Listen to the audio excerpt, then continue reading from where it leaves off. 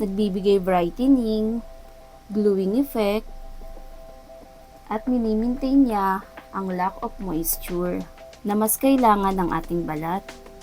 Rice flour, 2 tablespoon. Rice flour, it help control excess oil, especially acne prone.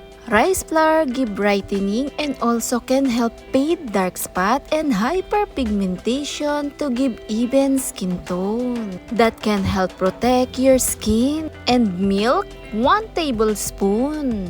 Milk, natural lactic acid that can help brighten and lighten to your skin. Gently exfoliation to give moisturizing, it can help hydrate and soften the skin.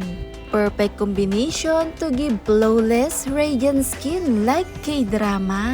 Napakaganda nito gamitin para sa balat na nagbibigay kinang, flawless, makinis at malambot sa balat. At habang hinahalo ko nga po ito, kumuha pa ako ng kakailanganin ang almond oil. 4 to 5 drops nga po ang aking inilagay.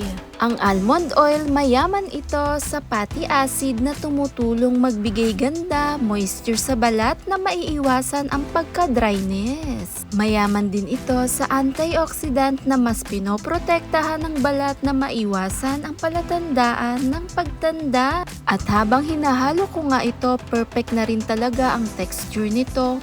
Perfect cream pang mask para sa ating mga balat na nagbibigay smoother skin texture. Mabilis ang pampaputi para sa balat. Sa paggamit, imas lang ito sa buong mukha.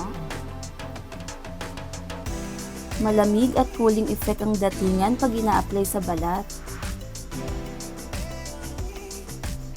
Sa paggamit nga nito, 15 minutes, ibabad.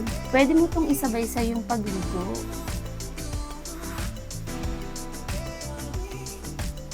Nagbibigay brightening, gluing effect, at minimaintain niya ang lack of moisture na mas kailangan ng ating balat.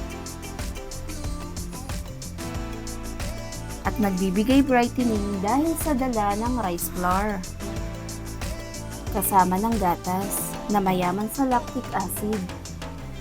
Kahit pang araw-araw gamitin ay napakaganda nito sa ating balat. Thanks for watching, guys!